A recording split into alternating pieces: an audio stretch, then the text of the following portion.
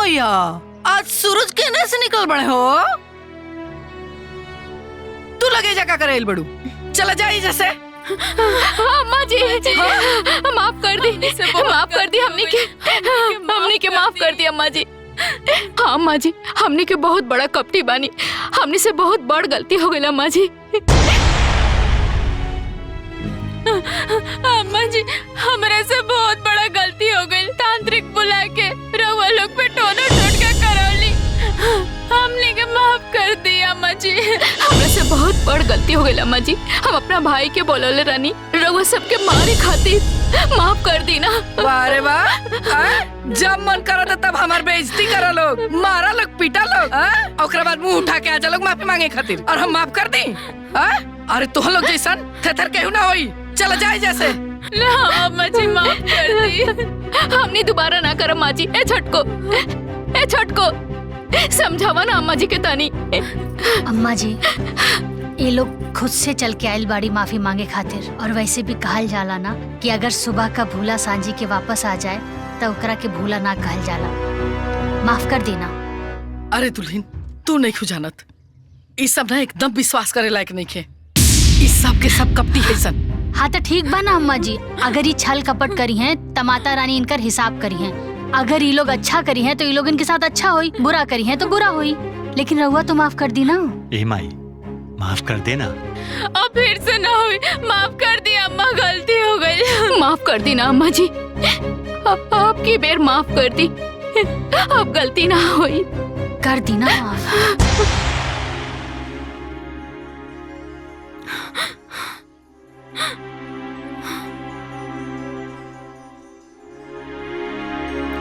देखा बहू, तू कहा तारू तो तहार बात मान के ये लोग माफ कर देता नहीं।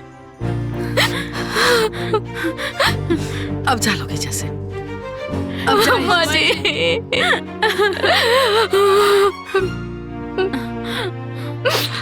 अम्मा जी, रउआ माफ कर देनी, दिल के बहुत सुकून मिलल। अब आराम से रहब जा। प्रणाम अम्मा जी।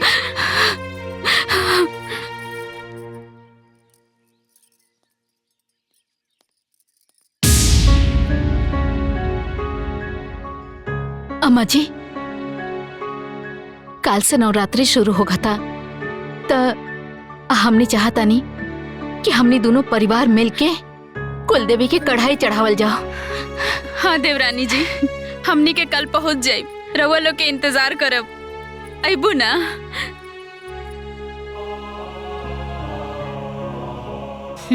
ठीक बा।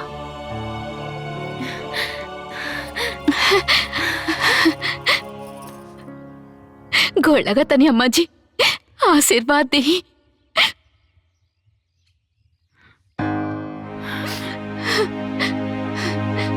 अब दिल हल्का हो गई, अब चैन से सुतब। आइया जरूर। ए छोटको, तू हो आइया। हाँ ठीक बा अम्मा जी, प्रणाम।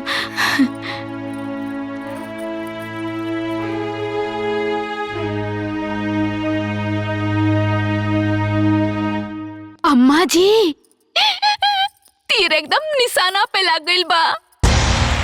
वाह। हाँ अम्मा जी, बुढ़िया तो पहले मानते ना रहे, लेकिन ओकर पतो मान गइल। वाह, अब तो बहुत मजा आई। काल सवेरे उ जाई कढ़ाई चढ़ावे, और हमनी के जाए ओकर जमीन में कब्जा करे। सही कहा तनी अम्मा जी, वो झगड़ुआ खेत कब से पड़ती पड़ल बा। हमनी क्या वो पर कब्जा कले हल जाई। हाँ अम्मा जी, जैसे वो हमनी के दुआर कब्जे ले बिया ना, ओइसे जाके ओकर खेतो कब्जिया लियल जाई, तब्बे मजा आई। बाकी तू दोनों सब काम ठीक से करिए। सवेरे ही जाके 8-10 मजदूर ले आइए, कि जब तक उनकर कढ़ाई चढ़ी तबले हमार जमीन में हमार धान रोपाई। ठीक बाबा जी।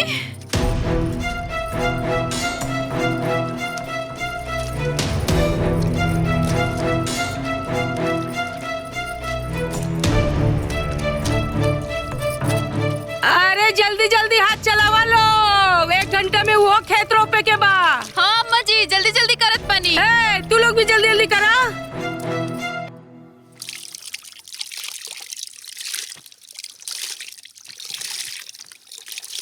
अम्मा जी हाँ ये जगह एकदम ठीक बा।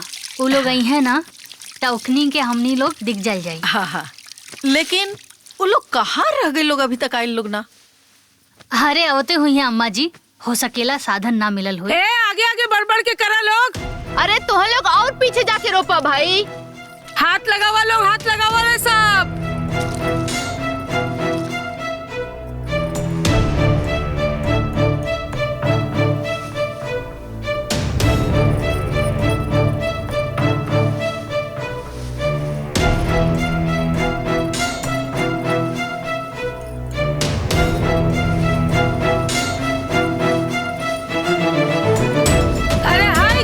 खेत तो रोपा गई, खेतवा में तो पानी ना पड़ल, अब ले रोपाई कैसे?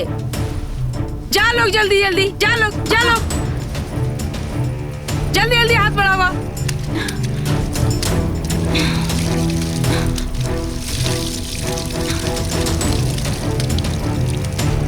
अरे अरे उधर पानी करना, उधर जो ना। ए पाइप उठा रहा बड़को। बाप रे। अम्मा जी हाँ पूड़ी और हलवा तो बन गइल बा, लेकिन अभी तक वो लोग ना आइल। थोड़ी देर और इंतजार करी, आ जाइए लोग। देखनी अम्मा जी, हम दिमाग लगाओनी रउआ खेत पा गई नी। अन्ना खूटा गड़ा था खूटा।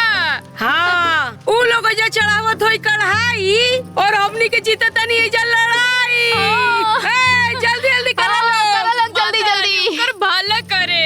बाप रे, अगर भला ना करे तो कम से कम भाला तो जरूर करे। हे बाबू आ जाए तो पूजा पाठ करके चले जाई। अरे तू लोग एजा कढ़ाई चढ़ावा तारू लोगन, तोहार सारा खेतवा रोप लेवल सन। हाँ अरे जा लोग, न तो पूरा खेतवा कब्जा कर ली है लोग। देख लो दुल्हीन, हम कहत रही ना वो सब एक नंबर के कपटी है सन, उन्हीं के बात पे भरोसा ना करे के। देखा हमनी के बहाना से एजा भेज देली सन, अपने चल गए सन खेत कब्जा करे।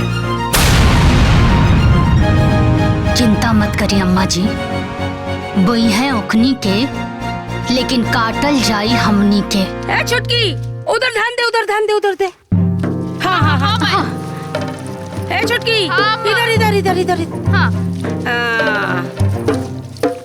अरे सड़िया बांध ना ले आगे, मोड़ ले, मोड़ ले आगे, मोड़, तब ना काम हुई बढ़िया से। हाँ अचरो को खोस, अचरो को।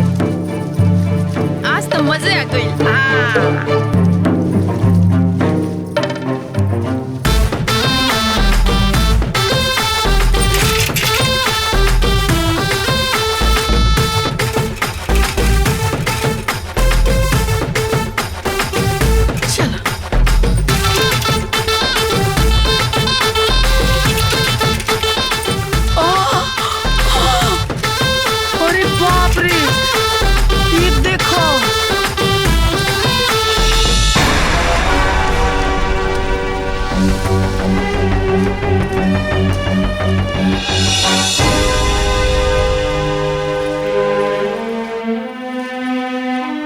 अम्मा जी रवा चुप रहिया, कुछ मत बोलिया। आज देखिया कि कैसे हम इकनी के हम खंबा उखाड़ा तानी। अरे जल्दी करा लोग, जल्दी। अरे का हो, का होता?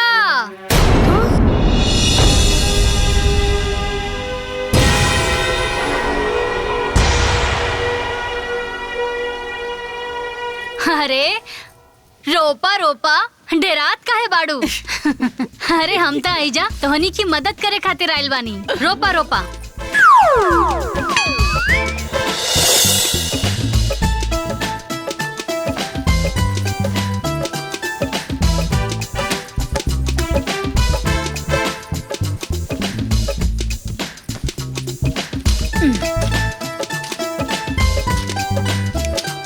डेरात काहे बाड़ू? रोपा रोपा। अरे रोपा। का हो गई तू लोगन के? अरे अब देखा तू लोग आइलू, हमरा के समझाइलू, हम समझ गई नी। अब परिवार के बात बा, सब के हुए एक साथ बा, पूजा पाठ माता रानी आ कढ़ैया हम जाके ना मंदिर में कढ़ैया करके आ गए नी। आपन हिस्सा चढ़ौनी हम आ तू लोग इनके हिस्सा भी चढ़ौनी। अब हम आयल बानी तो देखा तनी तू लोग रुपाई करत आड़ू। घर परिवार के बात बा अकेले कैसे करबू, यही से मदद करे खातिर आ गई नी। हाँ अब हम रुपयो करब और साथ में गीत भी गायब।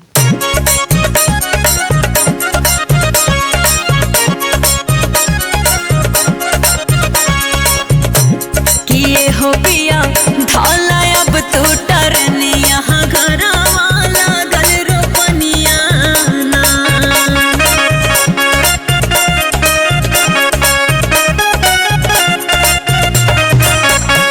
कि पनिया लहर सगरो सेवनिया घरवा लागल रोपनिया ना।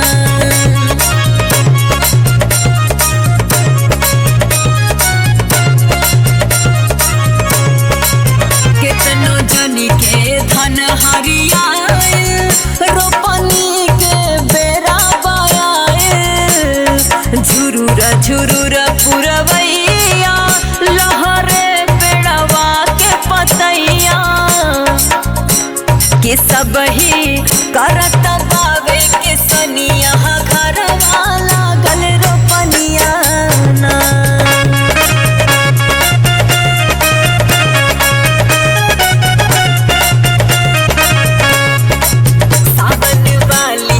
खेती पिछड़ी समझो सगरो कमवा बिगड़ी। घर आवे के मूड बनाला अभी से तू टिकट कटाला। कि रोपल जाई दोनों परनिया घरवा लागल रोपनिया ना। किए हो पिया ढोला अब तू टरनिया घरवा लागल रोपनिया ना।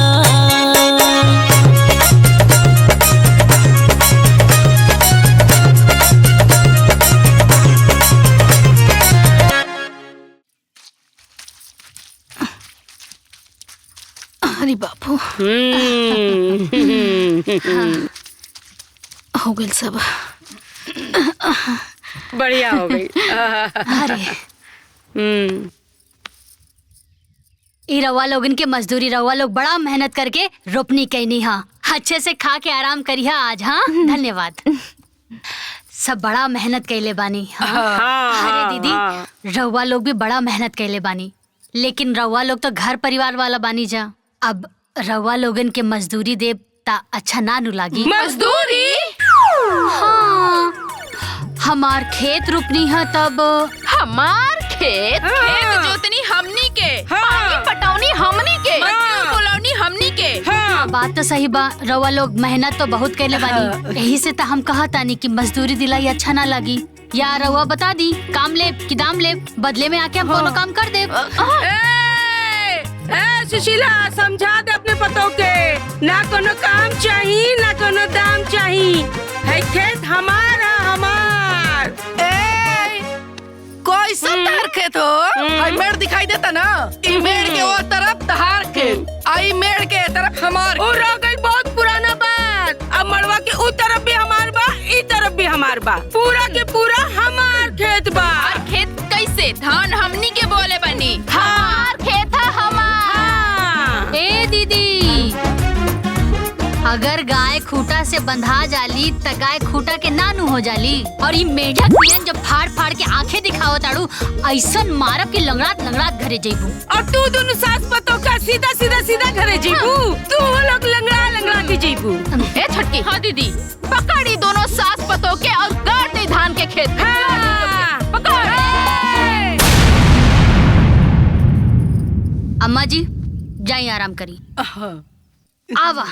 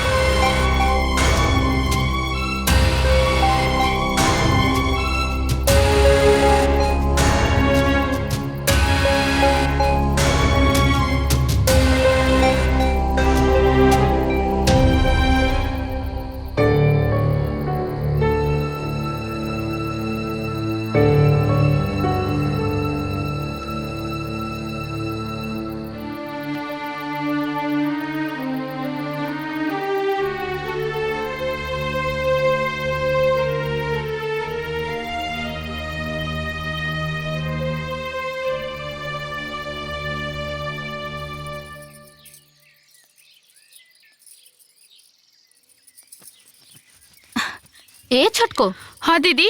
अम्मा जी अभी ले सुतल बड़ी भाई, देखा उनके जगावा। ठीक बा दीदी। हाँ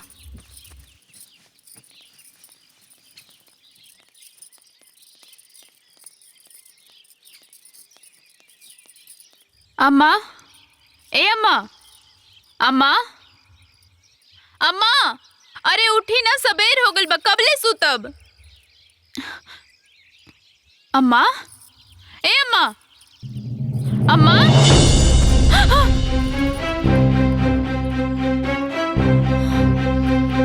ए दीदी, दीदी हाँ, देखो ना अम्मा जी के का हो गइल बा।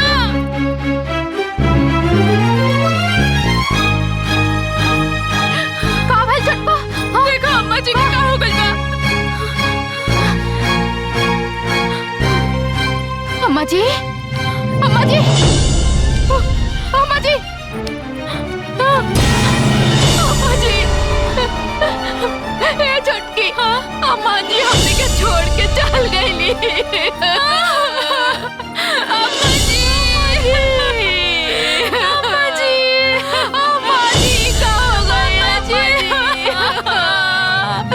छटको, अम्मा जी छोड़ के चल गई अम्मा जी, अम्मा जी, अम्मा जी, अम्मा जी, अम्मा जी। का हो गई हो? हाय देखो देखो, आय दादा, चलो चलो। हाँ अरे आओ आओ आओ, देखो का भाई भाई, चलो चलो चलो। का भाई लो। अम्मा जी, लड़की क्या हो गई? अम्मा जी, ना जा सकिला अम्मा जी। का भाई? अम्मा जी हमें के छोड़ के चल गईली। मर गईली। लागत है राधे से आपके फोन करके दुबई से बुलाए के पड़ी। अरे बहू कहाँ जाता रू, मत जा। अरे जाई दी ना अम्मा जी, ऐसा टाइम पे रोकल ना जाला, बल्कि रउआ भी चली। हाँ माई चली। हाँ चल। हाँ चलो। बुलाए के पड़ी। ये चुड़ैलिया खैलसिया अम्मा जी के, ये चुड़ैलिया काले ही हमरे अम्मा जी के मार मार के लता चुप हो जा, चुप हो जा। हमरे अम्मा जी के। अम्मा जी, अम्मा जी, अम्मा जी, अम्मा जी, अम्मा जी। अरे चुप नौटंकी, अम्मा जी मरल नहीं की, बल्कि बेहोश बाड़ी। बेहोश जल्दी से इनकरा के अस्पताल लेके चली। जल्दी करी, जल्दी करी। चले चलो चलो उठाई। बड़की भाई उठाओ। जल्दी लेके चल, चल चल यार। संभल के।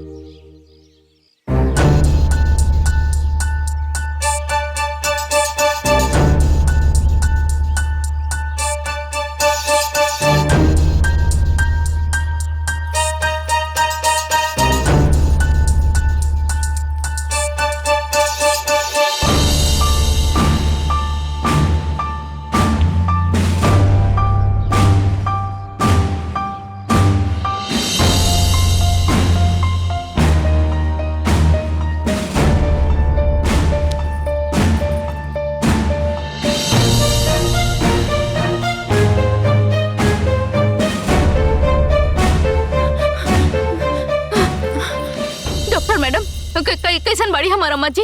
देखी, हाइपर टेंशन के वजह से उनका शुगर लेवल बहुत ज्यादा बढ़ गई रहल, जेकरा वजह से उनका दोनों किडनी खराब हो गई बा।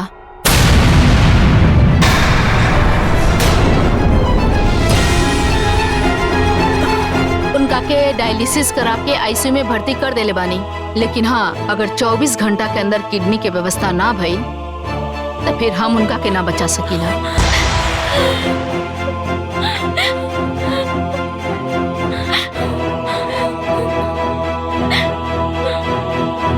फिलहाल अभी मरीज होश में बा, रउआ लोग मिल सकता नहीं।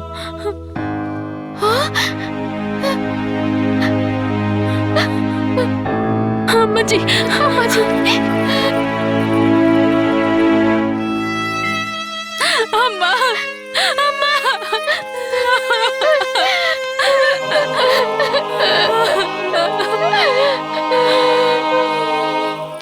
अम्मा जी,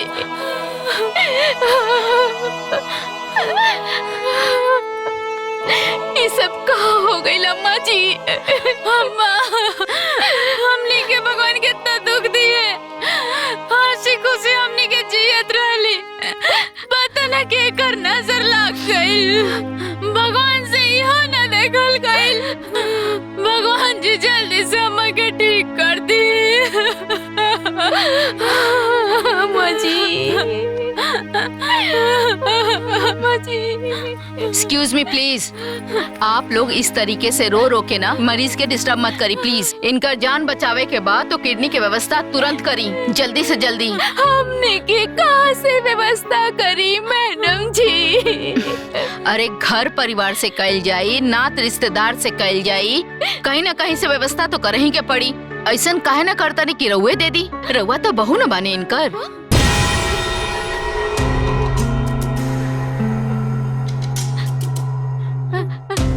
हम कैसे दे दी मैडम जी? हमार तो दोनों किडनी में पथरी बा।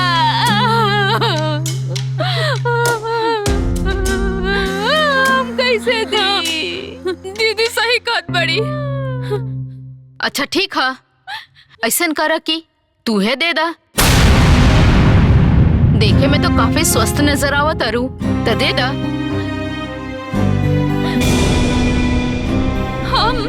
हाँ,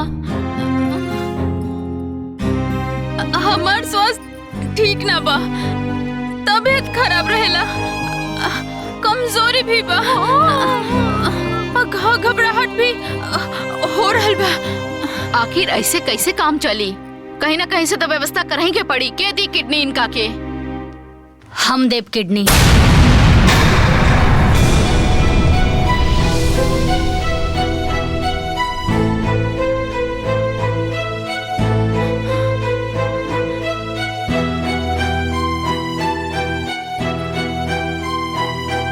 डॉक्टर साहब, हम देव किडनी। व्हाट? डॉक्टर साहब, हम हो इनकर परिवार हैं। तब तो बहुत अच्छी बात बा। अब चली फॉर्मेलिटीज कर लिहल जाए और रउआ के जांच भी कर लिहल जाए। हम चला तनी, रउआ आ जाई। ठीक बा।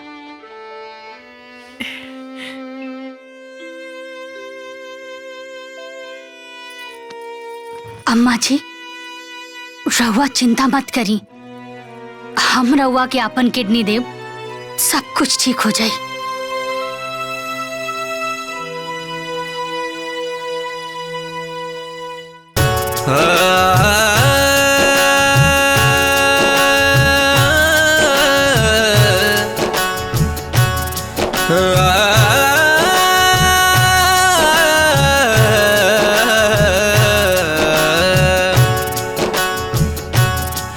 जब खून खून से मिल के रहे, तब प्यार जिया में खिल के रहे। जब खून खून से मिल के रहे, तब प्यार जिया में खिल के रहे। लाख दुश्मन दीवार होके प्यार से आके मिलेला। जब खून खून के खींचेला, तब दिल के बगीचा खिलेला। जब खून खून के खींचेला, तब दिल के बगीचा खिलेला।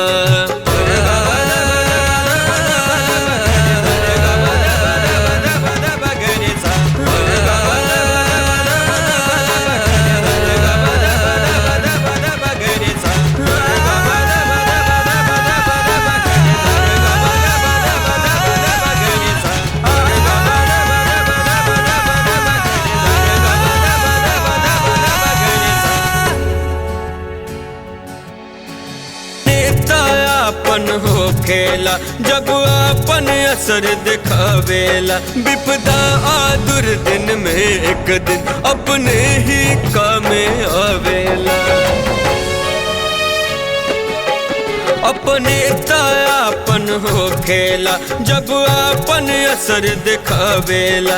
विपदा आ दुर्दिन में एक दिन अपने ही कामे आवेला। वैसे सींचे जैसे एक माली बगिया के सींचेला। जब खून खून के खींचेला तब दिल के बगीचा खिलेला। जब खून खून के खींचेला तब दिल के बगीचा खिलेला।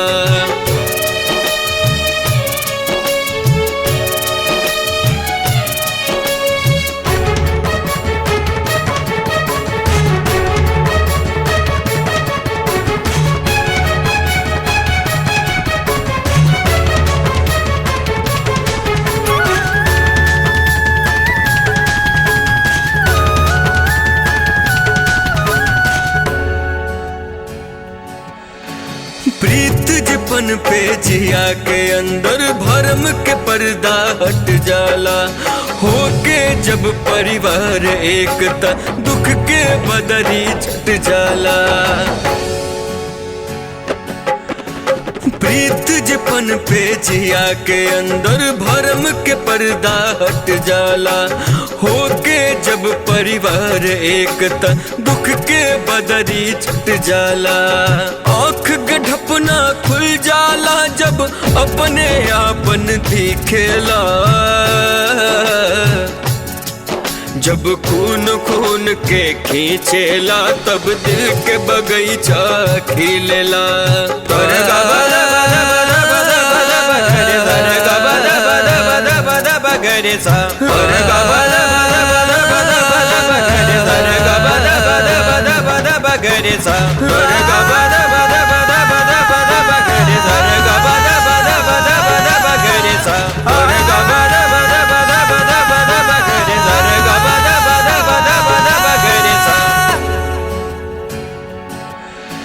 प्रीत जपन पे जिया के अंदर भरम के पर्दा हट जाला।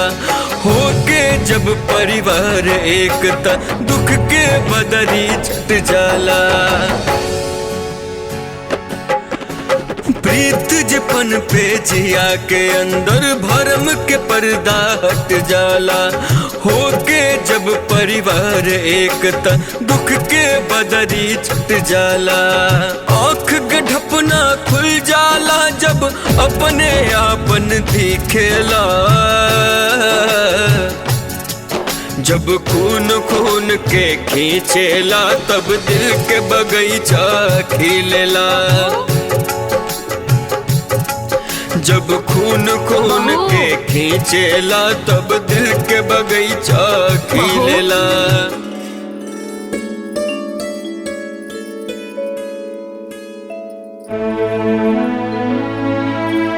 अम्मा जी अपना घर में चली ना। ना, अभी हमार घर ना है। हमार घर तो हुआ जौना घर में ऐसन पतो रहेले जे सास के मतलब समझेले। अपन जिंदगी के परवाह ना करके हमार जिंदगी बचौलस। ऐसन बहन जैसन दौरानी रहेले जे अपन जीवन के सारा जमा पूंजी हमरा पे निछावर कर देलस। और हम ओके पराया समझनी, ओके अपन दुश्मन समझनी।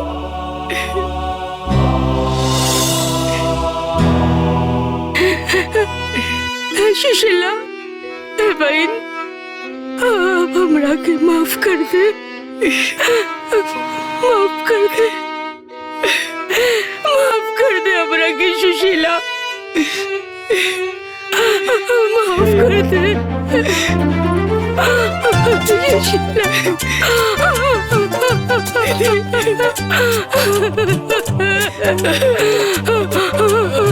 माफ कर दे सुशीला। हमसे गलती हो गई।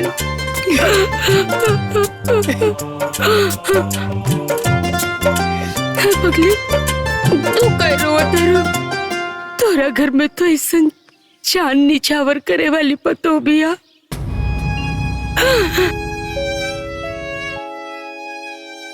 शुभ सोना जैसन बेटा बा। रोए के तो हमके चाहिए। तू को बेटा बा दोनों स्वार्थी हमार पतो मतलबी। ए सुशीला हम तोरे घरे रहल चाहता नहीं रहे देबे हमरा के बोल रहे देबे।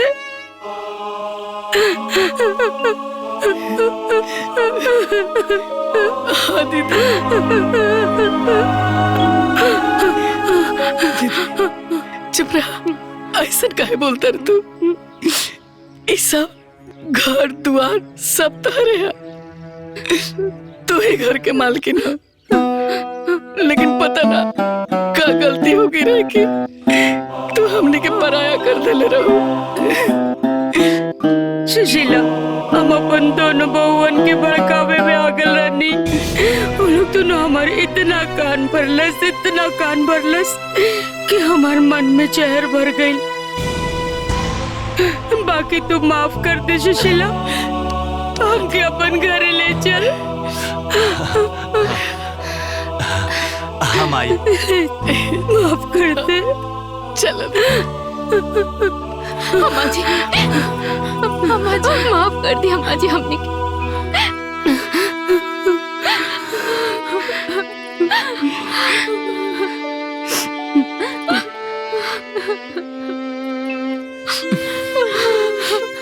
अम्मा जी माफ कर दी।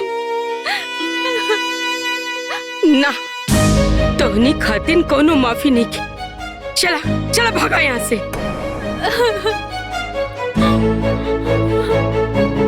करे तोर तो दोनों किडनी में पथरी भइल रहे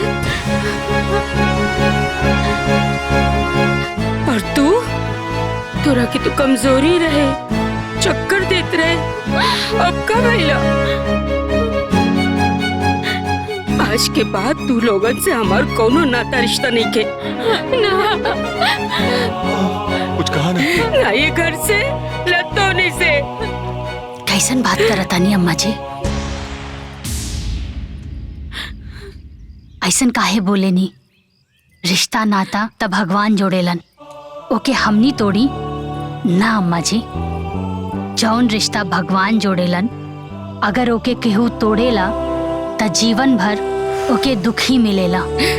लेकिन बहू तू देख लो ना कि ये लोग कैसे नाटक करत रहे। जाई दी ना अम्मा जी, समझ में आ गेल ना। हाँ अम्मा जी हम डरा गए रहनी, हमके माफ कर दी अम्मा जी। हाँ अम्मा जी मोती काम न कैलक, हमने के माफ कर दी अम्मा जी। ए माई रे, ए माई माफ कर दे रे, ए माई माफ कर दे रे हमरे के। माई आज के बाद हमनी के कोनो गलती ना करब जा, माफ कर दो माई। हाँ अम्मा जी, सब के हो के अपन गलती के एहसास हो गइल बा, अब रुआ माफ कर दी। ना बहू, इन्हन के हम ऐसे माफ ना करब। इन्हन के मेहरारू के चलते ही खूटा गड़ाइला। जब सब मिलके खूटा हटाई ओकरे बाद हम माफ कर। ई बात ममाई, ई खूटा अपने उखाड़ा तने। चल जा, चल भैया। भैया हम आवता नहीं।